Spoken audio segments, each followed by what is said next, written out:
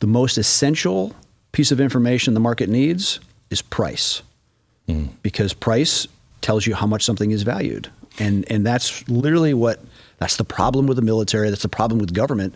They have no appreciation for what price is. And if you can't value it, then you use an infinite amount of it. I just heard Elon Musk say when he was approached by the government with SpaceX, he said they didn't care about price.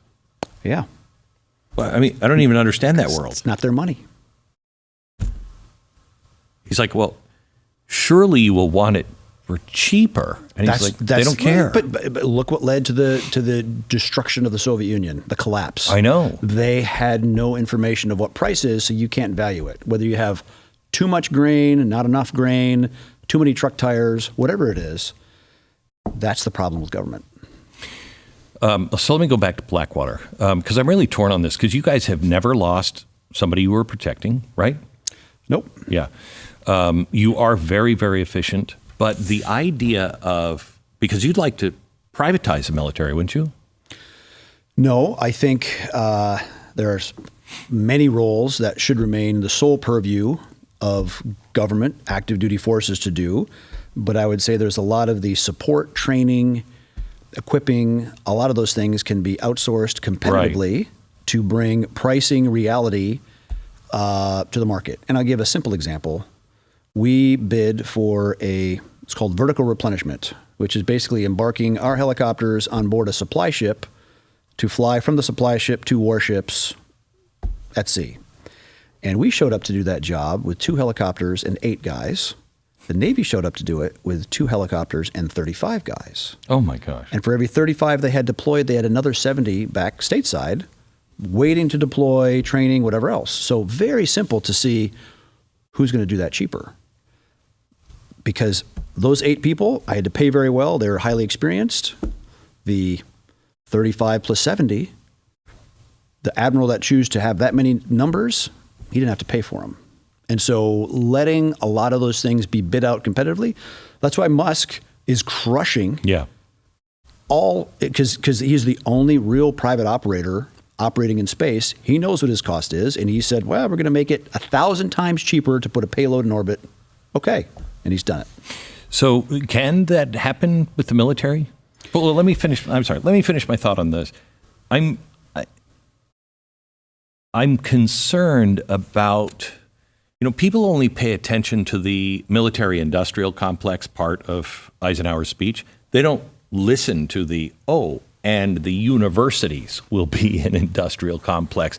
Everything that partners with the government becomes a machine that it's just heroin for the government. It's a machine of grift and corruption. And awful. And that's problematic and why our republic has so many problems. Right. So how do we balance that to where we don't add to the military industrial complex to where we've privatized so much that there's the incentive of, hey, let's go to war some more. Let's make some more stuff. Very fair concern and criticism. We used to have 100 plus major defense contractors. The Clinton administration consolidated it down to 5. And so you get even more cartel behavior when you're over consolidated. It's an antitrust situation.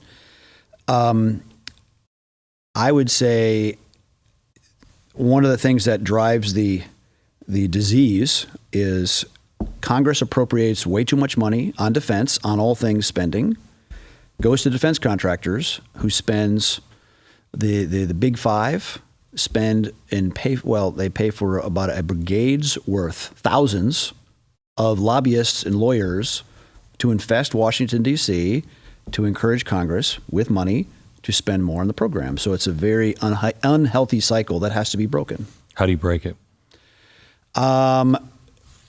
I would cap or prevent spending. Look, first of all, veto defense bills. Actually, an executive that would enforce fiscal discipline, that we have to make a decision between guns versus butter, not just both and, because with a reserve currency where you can spend an infinite amount, that's why we have $35 trillion in debt. We're going to either get control of that ourselves and have a painful landing, or we're going to completely ignore it and have an absolute blow up Weimar Republic disaster? Based on our previous record, option 2 is probably going to be the way we do Which it. is really frightening. Yeah. I mean, Donald Trump believes in debt.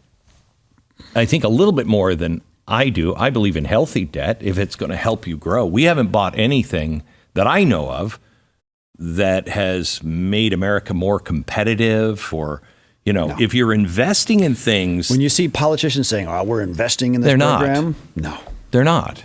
not at all.